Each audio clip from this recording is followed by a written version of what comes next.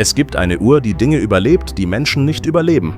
Bergsteiger trugen sie auf dem Everest, wo Metall bricht und Sauerstoff nicht mehr reicht. Taucher nahmen sie mit hinunter in Tiefen, in denen der Wasserdruck Stahl verformt. 1960 befestigte die Besatzung der Trieste eine Rolex außen am Tauchboot, bevor es fast 11 Kilometer tief in den Marianengraben absank. Die Uhr kam zurück und sie lief noch. Doch das wirklich Seltsame an Rolex ist nicht, was diese Uhren überleben. Es ist das Unternehmen dahinter. Denn Rolex funktioniert auf eine Weise, die in der modernen Wirtschaft eigentlich nicht existieren dürfte. Es gibt keine Aktionäre, keine Investoren und keine Quartalsberichte, keinen milliardenschweren Eigentümer im Hintergrund. Und dann gibt es noch etwas anderes. Etwas, das nie Teil einer Werbekampagne war. Gerichtsmediziner, Bergretter und Einsatzkräfte beschreiben seit Jahrzehnten dieselbe seltsame Beobachtung. Wenn Objekte aus Flüssen oder Wracks geborgen werden oder wenn Dinge nach Wochen in der Natur entdeckt werden und dabei eine Uhr unberührt bleibt. Und sehr oft steht auf dieser Uhr dasselbe Wort: Rolex. Rolex musste daraus nie einen Mythos machen. Der Mythos entstand von selbst. Über Jahrzehnte hinweg an völlig unterschiedlichen Orten und unter völlig unterschiedlichen Umständen. Und irgendwann verkaufte Rolex nicht mehr nur Uhren, sondern die Vorstellung, dass etwas am Handgelenk länger überlebt als fast alles andere im Leben. Und genau hier wird Rolex seltsam. Denn das Unternehmen hinter dieser Marke funktioniert nicht wie andere Luxuskonzerne. Es wirkt eher wie etwas, das außerhalb normaler Regeln gebaut wurde. Keine Familie, die öffentlich die Kontrolle hält. Keine Investorenkonferenzen. Keine Machtkämpfe zwischen Erben. Keine milliardenschweren Eigentümer, die Interviews geben. Und der Grund dafür ist einfach. Rolex gehört heute einem Mann, der seit Jahrzehnten tot ist. Genauer gesagt gehört Rolex einer Stiftung, die dieser Mann vor seinem Tod aufgebaut hat. Einer Stiftung, deren Entscheidungsstruktur, deren Finanzen und deren tatsächliche Macht bis heute nur in Bruchstücken sichtbar sind. Einer Stiftung, die das wertvollste Uhrenunternehmen der Welt kontrolliert, still, ohne Erklärungen, ohne öffentliche Rechtfertigungen und ohne irgendeine Verpflichtung, sich nach außen erklären zu müssen.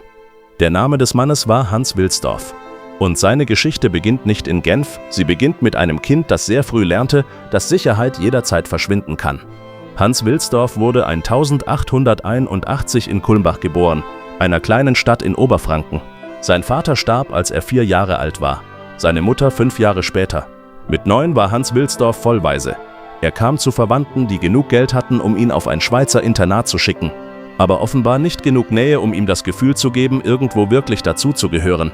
Er wuchs in einer Umgebung auf, die organisiert, diszipliniert und kontrolliert war und gleichzeitig vollkommen unpersönlich. Fern von allem, das sich stabil anfühlte. Er musste neue Sprachen lernen, neue Regeln akzeptieren, neue Menschen lesen lernen und vielleicht entstand genau dort die Denkweise, aus der Rolex Jahrzehnte später gebaut werden würde. Nicht Charisma oder Wärme oder die Art von Vision, die man später in Interviews verkauft hätte, sondern Kontrolle. Die Fähigkeit, Kontrolle wichtiger zu nehmen als Vertrauen, weil Vertrauen jederzeit verschwinden konnte. Menschen, die ihn später kannten, beschrieben keinen lauten Unternehmer. Sie beschrieben jemanden, der aufmerksam war, still und beobachtend, jemanden, der in Gesprächen oft weniger sagte als andere, aber deutlich mehr bemerkte. Mit 17 verließ Wilsdorf die Schule. Er sprach inzwischen Deutsch, Englisch und Französisch. Und er hatte etwas gelernt, das für den Rest seines Lebens wichtiger bleiben würde als jede Sprache. Sich in fremden Systemen zurechtzufinden, ohne jemals wirklich Teil davon zu werden. Nach der Schule begann Wilsdorf in La Chaux-de-Fonds zu arbeiten, im Zentrum der Schweizer Uhrenindustrie. Die meisten Männer dort beschäftigten sich mit Mechanik, mit Präzision, Produktion und kleinen Verbesserungen an bestehenden Uhrwerken. Wilsdorf dachte früher als andere über etwas völlig anderes nach, warum Menschen bestimmte Dinge überhaupt besitzen wollen. Er arbeitete nicht als Uhrmacher. Er saß im Büro, er sah Lieferketten, Preise, Gewinnspannen und die Art, wie sich Nachfrage verändern konnte. Und wahrscheinlich verstand er dort etwas, das später wichtiger werden würde als jede technische Innovation. Menschen entscheiden sich selten nur wegen des Produkts selbst für etwas. Fast immer geht es auch darum, was dieses Produkt über sie aussagt. Wer ihn aus dieser Zeit beschrieb, sprach nicht von einem brillanten Redner oder einem außergewöhnlich charmanten Geschäftsmann. Eher von jemandem, der aufmerksam wirkte, fast zurückhaltend. Jemand, der lange beobachtete, bevor er etwas sagte. Und vielleicht half ihm genau das später mehr als jedes technische Talent. Denn Wilsdorf musste nie der beste Uhrmacher der Schweiz werden. Er musste nur früher verstehen als andere, warum Menschen bestimmten Dingen überhaupt Bedeutung geben. 1905 zog Wilsdorf nach London und gründete gemeinsam mit seinem Schwager Alfred Davis ein kleines Unternehmen für den Import Schweizer Uhren. Das Büro lag in Hatton Garden zwischen Juwelieren, Goldhändlern und Uhrengeschäften in einer Straße, in der fast jeder versuchte, denselben Markt zu bedienen. Doch Wilsdorf interessierte sich nicht besonders für Taschenuhren. Jedenfalls nicht langfristig. Damals trugen ernstzunehmende Männer ihre Uhr in der Westendtasche. Armbanduhren galten eher als Schmuck. Zu klein, zu empfindlich und nicht präzise genug. Viele Uhrmacher hielten sie für eine kurzfristige Mode. Wilsdorf offenbar nicht. Er hatte das Gefühl, dass sich die Welt schneller bewegte als früher. Züge verbanden Städte schneller als früher. Kommunikation beschleunigte sich. Entfernungen fühlten sich plötzlich kleiner an. Und plötzlich wirkte die Idee seltsam, Zeit erst aus der Tasche holen zu müssen. Später sprach Wilsdorf darüber, dass die Zukunft am Handgelenk liegen würde. Damals klang das fast absurd. Und genau dadurch begann er sich von fast allen anderen in der Branche zu unterscheiden. Er dachte nicht wie ein Uhrmacher. Er dachte wie jemand, der versuchte zu erkennen, wie Menschen in 10 oder 20 Jahren leben würden. Und genau an diesem Punkt begann Rolex langsam mehr zu werden als nur eine Uhrenfirma. Das eigentliche Problem der frühen Armbanduhren war nicht das Aussehen. Es war Vertrauen. Die kleinen Uhrwerke verloren schneller an Präzision als große Taschenuhren. Feuchtigkeit gelangte ins Gehäuse, Staub beschädigte die Mechanik. Viele Menschen hielten Armbanduhren deshalb für elegant, aber unzuverlässig. Und genau das akzeptierte Wilsdorf nicht. Er war kein Uhrmacher im klassischen Sinn, er saß nicht selbst an Werkbänken und baute Zahnräder zusammen. Seine eigentliche Stärke lag woanders. Er wusste, welche Menschen er brauchte und wie man sie unter Druck setzt, bis sie etwas bauen, das vorher niemand für möglich gehalten hatte. In Biel begann er mit dem Atelier Agler zusammenzuarbeiten. Die Aufgabe war einfach formuliert und extrem schwer umzusetzen. Eine kleine Uhr bauen, die präzise genug war, um ernst genommen zu werden. 1910 erhielt Rolex als erste Armbanduhr überhaupt ein offizielles Chronometerzertifikat für Präzision. Für viele Unternehmen wäre das einfach nur ein technischer Erfolg gewesen. Für Wilsdorf war es etwas anderes. Es war der Beweis, dass sich Wahrnehmung verändern ließ. Dass Menschen anfangen konnten, einer Sache zu vertrauen, die sie vorher belächelt hatten. Und dann begann Europa erneut auseinanderzufallen. Als der Erste Weltkrieg ausbrach, saß Wilsdorfs Firma mitten in London. Und plötzlich war er nicht mehr der ehrgeizige Unternehmer mit internationalen Kontakten. Er war Deutscher. Konten wurden eingefroren, neue Strafsteuern eingeführt und Geschäftspartner begannen plötzlich vorsichtiger zu werden. Innerhalb kurzer Zeit verstand Wilsdorf etwas, das ihn wahrscheinlich nie wieder losließ. Wie schnell politische Systeme entscheiden können, wer dazugehört und wer nicht mehr. Wirtschaftlich überstand er den Krieg irgendwie. Aber offenbar verschwand dabei jede Illusion, dass Eigentum wirklich sicher ist, solange andere die Regeln kontrollieren. Nach dem Krieg zog er nach Genf. Nicht nur wegen der Uhrenindustrie, sondern weil die Schweiz etwas verkörperte, das Wilsdorf inzwischen wichtiger geworden war als Wachstum. Stabilität, Neutralität, Diskretion und Kontrolle. Und wahrscheinlich begann genau dort langsam die Idee zu entstehen, die Rolex Jahrzehnte später nahezu unangreifbar machen würde. Die Idee, ein Unternehmen so zu bauen, dass äußere Kräfte es niemals wieder auseinanderbrechen können. 1926 ließ Rolex ein neues Modell patentieren. Die Oyster, eine Uhr, die so konstruiert war, dass Wasser und Staub kaum noch ins Gehäuse eindringen konnten. Heute klingt das selbstverständlich. Damals war es fast absurd. Armbanduhren galten noch immer als empfindlich. Etwas, das man vorsichtig behandeln musste. Etwas, das kaputt gehen konnte, sobald echtes Leben damit in Kontakt kam. Mit der Oyster versuchte Rolex genau diese Vorstellung zu zerstören. Das Gehäuse wurde verschraubt, ebenso die Krone, während das Glas in einem System aus Dichtungen geschützt lag. Zum ersten Mal wirkte eine Armbanduhr nicht wie Schmuck, sondern wie ein Instrument. Doch Wilsdorf verstand etwas Wichtiges. Menschen glauben Werbung nur begrenzt. Beweise dagegen vergessen sie selten. Und wahrscheinlich funktioniert Luxus genau deshalb oft stärker über Geschichten als über das eigentliche Produkt selbst.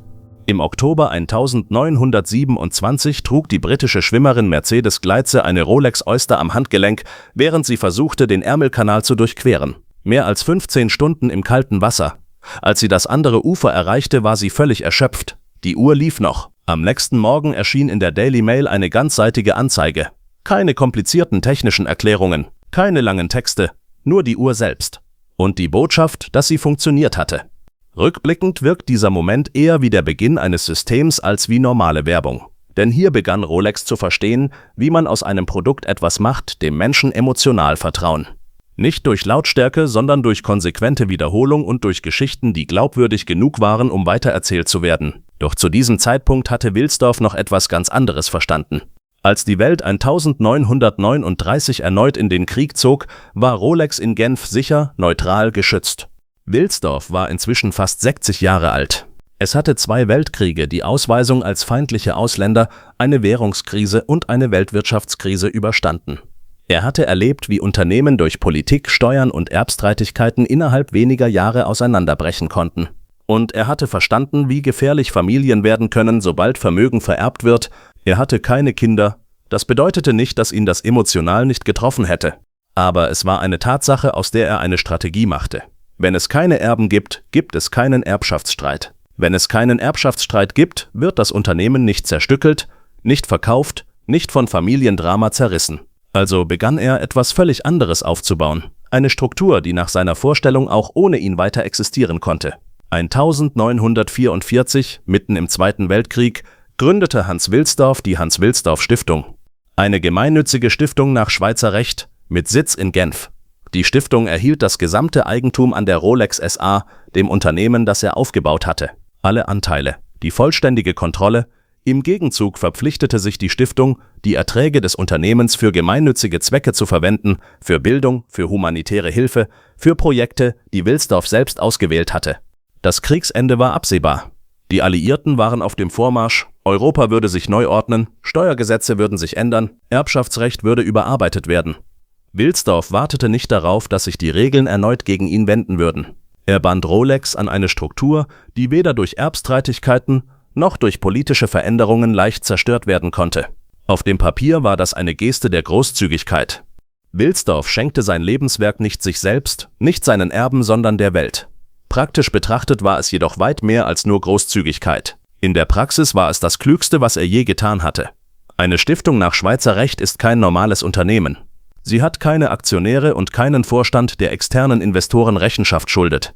Gleichzeitig unterliegt sie nicht den Transparenzpflichten börsennotierter Unternehmen. Ihre Jahresabschlüsse sind nicht öffentlich, ihre Investitionsentscheidungen sind nicht öffentlich, ihre interne Führungsstruktur ist nicht öffentlich. Öffentlich sichtbar ist bis heute nur ein sehr kleiner Teil, die Tatsache, dass sie existiert, dass sie Rolex besitzt und dass sie gemeinnützige Zwecke verfolgt. Das war es. Niemand weiß, wie viel Rolex pro Jahr verdient. Das Unternehmen hat in seiner gesamten Geschichte nie einen offiziellen Jahresumsatz veröffentlicht. Schätzungen von Wirtschaftsanalysten, Brancheninsidern und Journalisten variieren erheblich, irgendwo zwischen 7 und 10 Milliarden Schweizer Franken pro Jahr, mit einem Unternehmenswert, der je nach Methodik auf 30 bis 50 Milliarden Franken geschätzt wird. Die gesamte Schweizer Uhrenindustrie, Patek Philippe, Audemars Piguet, Omega, Cartier, Breitling, IWC, alle zusammen exportiert jährlich Uhren im Wert von etwa 26 Milliarden Franken. Rolex allein soll daran einen Anteil von rund 25 bis 30% haben.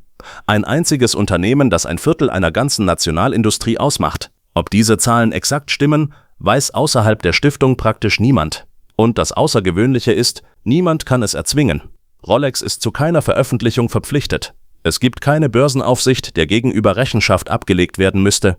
Es gibt keine Analysten, die Quartalsergebnisse einfordern. Und keine aktivistischen Aktionäre, die Transparenz verlangen könnten. Der Stiftungsrat, dessen genaue Zusammensetzung und Entscheidungsprozesse ebenfalls nicht öffentlich sind, kontrolliert das Unternehmen nach Regeln, die er selbst festlegt, überprüft von niemandem außer der Schweizer Stiftungsaufsicht, die ihrerseits nur minimal eingreift. Rolex bewegt sich damit in einer Größenordnung, die normalerweise öffentliche Kontrolle erzeugen würde, nur eben ohne diese Kontrolle. Und genau das wirkt nicht wie ein Zufall.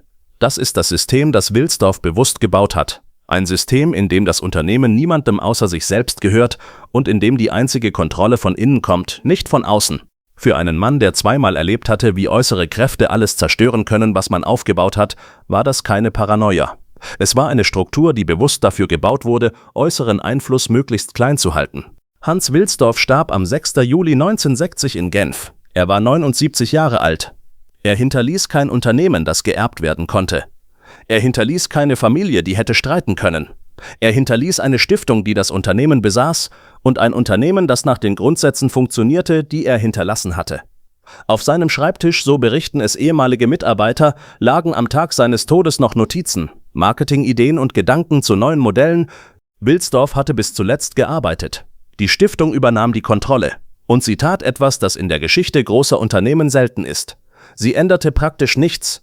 Keine strategische Neuausrichtung, keine neue Vision nach außen und kein neues öffentliches Gesicht der Marke, keine Pressekonferenz, in der ein Nachfolger seine Pläne erläutert. Die Führung arbeitete weiter, still, präzise nach denselben Grundsätzen, die Wilsdorf in 40 Jahren eingebettet hatte. Es gab keinen öffentlichen Machtkampf, keine sichtbare Krise, keine Phase der Unsicherheit. Rolex berichtete schlicht nicht darüber, dass sein Gründer gestorben war. Die Schweizer Presse brachte kurze Meldungen. Danach wurde es still. Und vielleicht begann Rolex genau deshalb erst nach seinem Tod wirklich unangreifbar zu werden. Es wurde zur begehrtesten Uhrmarke der Welt, gemessen nicht am Stückpreis mancher Konkurrenten, sondern an der Gesamtwirkung im Markt. Die Marke dominierte Wartelisten, Auktionshäuser und schließlich auch den globalen Sekundärmarkt. Eine gebrauchte Rolex Submariner aus den 80er Jahren kostete im Jahr 2021 in manchen Ausführungen mehr als eine neue. Ein Daytona-Modell, für das der Listenpreis bei 14.000 Franken lag, wurde auf dem Sekundärmarkt für 30, 40, 50.000 gehandelt. Das ist eine Eigenschaft, die keine andere Uhrmarke in dieser Breite und Konsistenz erreicht hat. Und es geschah ohne eine einzige Pressekonferenz, ohne eine einzige Gewinnwarnung, ohne einen einzigen Investorenbrief. Und genau danach begann Rolex auf eine Weise mächtiger zu werden, die für Außenstehende immer schwerer zu verstehen war. Wenn dich genau solche Geschichten über Macht, Kontrolle und die Systeme hinter bekannten Namen interessieren, dann wirst du auf diesem Kanal noch einige ähnliche Kapitel finden. Nicht durch maximale Sichtbarkeit, sondern durch Kontrolle über die eigene Abwesenheit. Und genau dort beginnt der vielleicht wichtigste Teil der Geschichte. Stellen Sie sich vor, Sie gehen in ein Geschäft und fragen nach einer Uhr, nicht irgendeine Uhr, die Sie möchten. Modell, Farbe, Größe, alles genau spezifiziert. Der Verkäufer hört zu, nickt und sagt dann etwas, das Sie nicht erwartet haben, er könne Ihnen diese Uhr nicht verkaufen. Nicht heute, nicht nächste Woche und vielleicht nicht einmal dieses Jahr. Er wisse nicht wann, das entscheide Rolex. Sie sind in einem autorisierten Rolex-Händler. Die Uhr, die Sie wollen, existiert. Rolex produziert sie, aber Sie bekommen sie nicht. Und genau dieser Widerspruch ist kein Fehler im System, er ist das System selbst. Die eigentliche Frage ist vielleicht nicht, warum Menschen trotzdem warten, sondern warum genau dieses Warten die Uhr für viele erst wertvoll macht. Die Warteliste wurde damit zu einem der wirkungsvollsten Werkzeuge, das die Luxusindustrie jemals hervorgebracht hat. Und Rolex hat es nie als Marketinginstrument bezeichnet. Nie erklärt, nie verteidigt. Es existiert einfach. Vielleicht gerade deshalb funktioniert es bis heute so gut.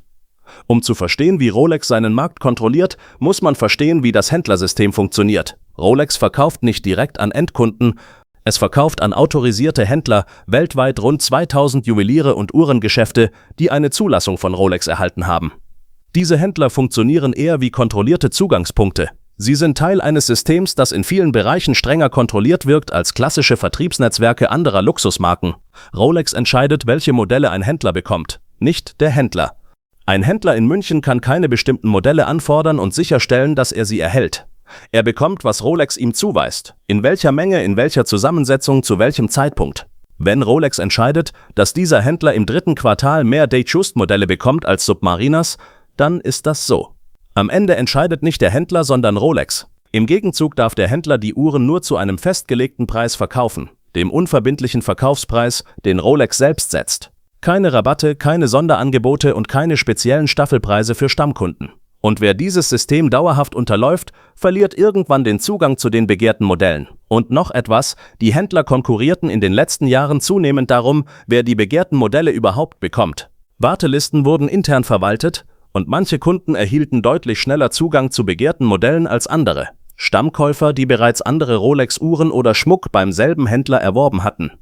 Das Prinzip war nicht überall gleich und nicht von Rolex selbst verordnet, aber Rolex hat es auch nie unterbunden. Mit der Zeit entstanden daraus Gerüchte, Berichte und schließlich sogar Gerichtsverfahren. In Frankreich verklagte 2023 eine Verbraucherschutzorganisation Rolex wegen wettbewerbswidriger Vertriebspraktiken. In anderen Ländern laufen ähnliche Untersuchungen. Rolex hat in keinem dieser Verfahren öffentlich Stellung genommen. Das klingt nach einem Monopol, es ist keines juristisch gesehen. Die EU hat das Rolex-Vertriebssystem mehrfach untersucht. Es bewegt sich in legalen Grenzen. Als Luxusmarke darf Rolex selektive Vertriebsstandards setzen. Die Frage, ob diese Standards wettbewerbsrechtlich problematisch sind, ist unter Juristen nicht vollständig geklärt. Praktisch betrachtet hat Rolex damit etwas geschaffen, das nur sehr wenige Luxusunternehmen jemals vollständig kontrollieren konnten. Vollständige Preiskontrolle über den gesamten Erstverkaufsmarkt. Und dann begann etwas, das Rolex noch mächtiger machte, denn der Sekundärmarkt begann irgendwann, das System praktisch von selbst zu verstärken.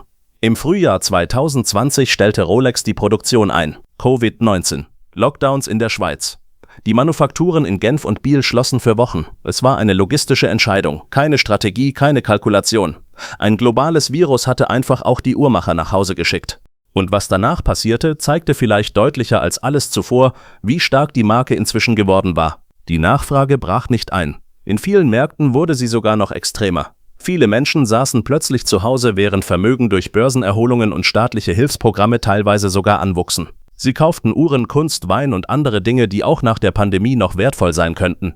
Rolex-Händler hatten keine Ware, weil die Produktion gestockt hatte. Wartelisten, die vorher 6 Monate betrugen, dehnten sich auf 2, 3, 4 Jahre aus. In manchen Märkten, Hongkong, Dubai, New York, kursierten Gerüchte über Wartelisten von 5 Jahren für bestimmte Modelle. Auf dem Sekundärmarkt begannen die Preise regelrecht auszubrechen. Eine Rolex Submariner, die neu 9.100 Franken kostete, wurde gebraucht für 15.000, 18.000, 22.000 Franken gehandelt. Ein Daytona in Edelstahl, Listenpreis knapp 14.000 Franken, erzielte auf Sekundärmärkten 40.000 Franken und mehr. Wer zufällig im Jahr 2019 eine Submariner gekauft hatte, weil er sie schön fand, weil er sich das leisten konnte, ohne dabei an Investition zu denken, saß 2 Jahre später auf einem Gewinn, der manchen Aktienportfolios überlegen war.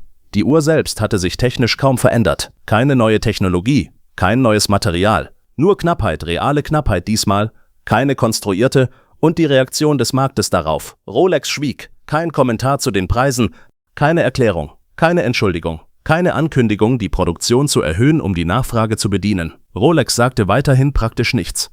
Und genau in dieser Stille wurde Rolex für viele Menschen begehrter als jemals zuvor. In der Werbewelt gibt es für so etwas einen Begriff: Earned Media. Aufmerksamkeit, die nicht gekauft werden muss, weil andere Menschen sie freiwillig weitertragen. Wenn ein Nachrichtenmagazin über explodierende Rolex-Preise schreibt, ist das keine bezahlte Anzeige, aber es erzeugt dasselbe Bewusstsein. Wenn Filmregisseure Protagonisten, die sie respektieren lassen wollen, eine Rolex ans Handgelenk binden, zahlt Rolex dafür oft nichts. Die Wahl ist ästhetisch, kulturell, assoziativ. Wenn Ökonomen den Rolex-Markt als Fallstudie für Veblen-Güter nutzen, Güter, die begehrter werden, je teurer sie sind, ist das ebenfalls ungebetene Werbung. Und genau dort wird sichtbar, wie präzise Rolex seine öffentliche Wahrnehmung kontrolliert. Rolex sponsert Wimbledon seit 1978, die Formel 1, den Masters in Augusta, Crelles Pebble Beach Pro-Am, die Welt der Golfturniere in über 30 Ländern, das Rolex Fastnet Race im Segeln, Le Mans, die Equestrian-Weltmeisterschaften. Die Auswahl wirkt fast wie ein psychologisches Profil der Marke. Kein Fußball, kein Basketball und kein Boxen. Sportarten, die Ruhe, Kontrolle, Disziplin und eine bestimmte Form von Status ausstrahlen. Sportarten, bei denen man sich vorstellt, dass die Menschen im Publikum eine Rolex am Handgelenk tragen und bei denen das keine absurde Annahme ist. Die jährlichen Sponsoringkosten werden von Insidern auf mehrere 100 Millionen Franken geschätzt. Doch selbst dort vermeidet Rolex bis heute fast jede öffentliche Transparenz. Und genau hier beginnt sich Rolex endgültig vom Rest der Luxusindustrie zu unterscheiden. LVMH, der Konzern hinter Louis Vuitton, Dior, Bulgari und Dutzenden weiterer Marken, veröffentlicht Quartalsergebnisse, gibt Gewinnprognosen aus, lädt Analysten zu Präsentationen ein. Richemont, der Schweizer Luxuskonzern hinter Cartier und IWC, ist börsennotiert. Hermès ist börsennotiert. Patek Philippe ist privat, gibt aber mehr Einblicke als Rolex. Selbst die diskrete Uhrenwelt hat irgendwo eine Schnittstelle zur Öffentlichkeit. Rolex entzieht sich diesem öffentlichen Druck fast vollständig. Kaum eine andere globale Luxusmarke bewegt sich so konsequent außerhalb öffentlicher Marktmechanismen und die das seit 80 Jahren so hält. Und selbst das war noch nicht das vollständige System. Denn im Hintergrund existiert noch eine zweite Marke. Sie heißt Tudor. Tudor ist eine Schweizer Uhrenmarke, die 1926 von Hans Wilsdorf gegründet wurde, im selben Jahr wie die Oyster als Schwesterlabel, das hochwertige Uhren zu niedrigeren Preisen anbieten sollte. Tudor nutzt dieselben Manufakturgebäude in Genf, dieselbe Vertriebsinfrastruktur, dieselbe Stiftungsstruktur. Tudor gehört vollständig direkt der Hans-Wilsdorf-Stiftung. Und trotzdem spricht Rolex öffentlich fast nie über ihre tatsächliche Rolle innerhalb des Systems. Über viele Jahre blieb Tudor vor allem etwas für Menschen, die sich innerhalb der Uhrenwelt wirklich auskannten. Eine Uhr von ähnlicher Handwerksqualität, aber ohne die soziale Signalwirkung des Rolex-Namens. Günstigere Einstiegsmodelle, breiteren Zugang. Tudor erlaubte Wachstum, ohne dass Rolex selbst an Exklusivität verlieren musste. Dann, um 2012, begann Rolex Tudor aktiv zu repositionieren. Nicht als Billigvariante, sondern als eigenständige Premium-Marke mit eigenem Charakter, eigenes Design, eigene Sportsponsoring-Verträge und eigene Manufakturmechanismen. Tudor-Uhren werden heute in der gleichen Vitrine gezeigt wie manche anderen Premium-Marken der Mittelklasse. Nicht als Einstieg zu Rolex, sondern als Alternative mit eigenem Anspruch. Ob das eine Strategie ist, die Rolex langfristig verfolgt, oder ein Experiment, das jederzeit zurückgefahren werden kann, niemand weiß es. Rolex erklärt seine Pläne nicht, Tudor erklärt seine Pläne nicht und die Stiftung selbst äußert sich praktisch nie dazu. Einmal im Jahr erscheint ein kleines, fast vergessenes Dokument. Die Rolex Awards for Enterprise. Seit 1976 vergibt die Hans-Wilsdorf-Stiftung Preise an Einzelpersonen, die außergewöhnliche Projekte in den Bereichen Wissenschaft, Umwelt, Erkundung, Kultur und Gemeinschaft verfolgen. Die Preisträger erhalten Geld, in der Regel zwischen 100.000 und 200.000 Franken, und die Unterstützung des Rolex-Netzwerks. Es ist bis heute eines der wenigen öffentlich sichtbaren Projekte der Stiftung, und gemessen an der Größe von Rolex wirkt es erstaunlich klein. Verglichen mit den Milliardengewinnen, die Rolex schätzungsweise jährlich erwirtschaftet, ist das Volumen der vergebenen Förderungen minimal. Das wird gelegentlich kritisiert von Journalisten, die die Stiftungsfinanzen zu durchleuchten versuchen, und von Ökonomen, die die steuerlichen Vorteile einer gemeinnützigen Stiftung gegen die öffentliche Wirkung ihrer Ausschüttungen aufrechnen. Rolex reagiert auf solche Kritik traditionell kaum öffentlich, die Stiftung ebenfalls nicht. Was hinter den Türen der Stiftung wirklich passiert, welcher Anteil der Gewinne tatsächlich für gemeinnützige Zwecke ausgeschüttet wird, welcher reinvestiert wird, welcher akkumuliert wird, das ist nicht bekannt. Die Schweizer Stiftungsaufsicht prüft die grundsätzliche Zweckmäßigkeit, nicht die operative Effizienz. Die Zahlen bleiben intern. Es ist durchaus möglich, dass die Stiftung außerordentlich großzügig ist, in stiller, nicht kommunizierter Weise, nach dem Vorbild ihres Gründers, der auch nie über Gutes sprach, das er tat. Es ist ebenso möglich, dass die gemeinnützige Struktur primär dem Zweck dient, den Wilsdorf von Anfang an im Sinn hatte, Kontrolle zu bewahren, Steuern zu optimieren, Angriffsflächen zu minimieren. Welche dieser Interpretationen näher an der Wahrheit liegt, weiß außerhalb der Stiftung niemand. Und genau diese Undurchsichtigkeit scheint bis heute Teil des Systems zu sein. Im Jahr 2014 verließ Rolex die Baselworld, die größte Uhrenmesse der Welt, auf der die Branche jährlich ihre Neuheiten präsentierte. Nun, das stimmt nicht ganz. Rolex blieb zunächst. Andere Marken gingen. LVMH gründete eine eigene Messe. Die Baselworld verlor Aussteller, verlor Besucher, verlor Bedeutung. Und Rolex war eines der letzten großen Unternehmen, das noch dort war, bis 2020, als die Pandemie die Messe endgültig in eine Existenzkrise stürzte. Die Reaktion von Rolex passte perfekt zu dem System, das Wilsdorf Jahrzehnte zuvor aufgebaut hatte. Es gründete kein neues Messeformat. Es schloss sich keiner bestehenden Initiative an.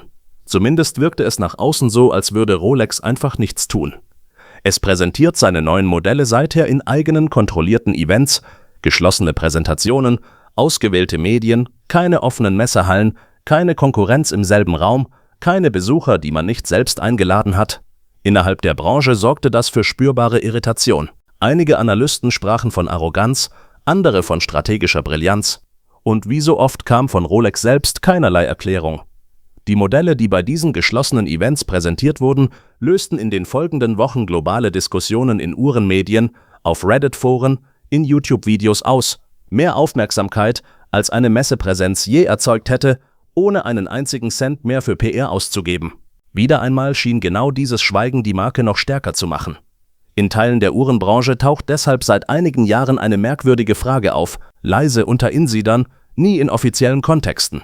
Ist Rolex überhaupt noch nur ein Uhrenunternehmen? Im ersten Moment klingt diese Frage beinahe lächerlich. Natürlich ist es das. Es produziert über 1 Million Uhren pro Jahr, es hat Manufakturen, es hat Uhrmacher, es entwickelt eigene Mechanismen, eigene Legierungen. Rolex hat sogar eine eigene Goldlegierung namens Everose entwickelt und patentiert lassen.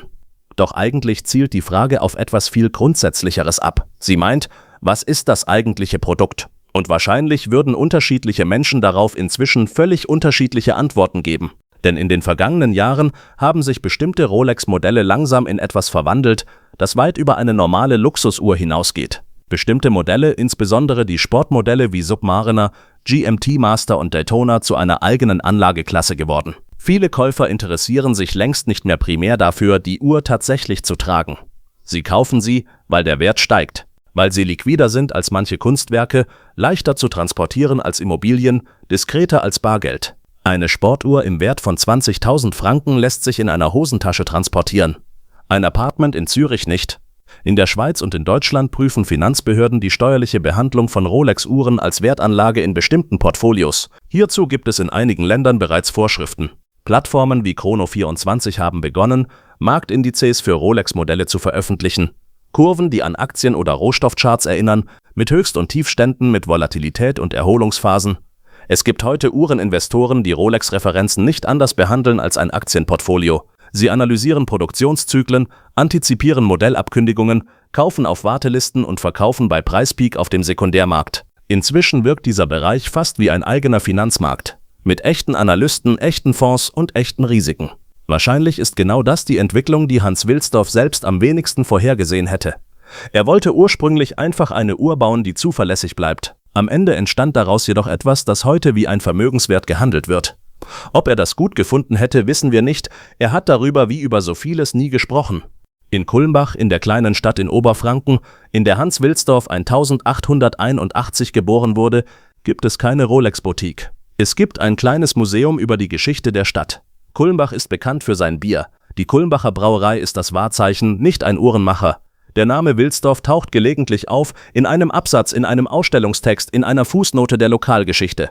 Er wird als lokaler Sohn erwähnt, der in der Schweiz etwas aufgebaut hat.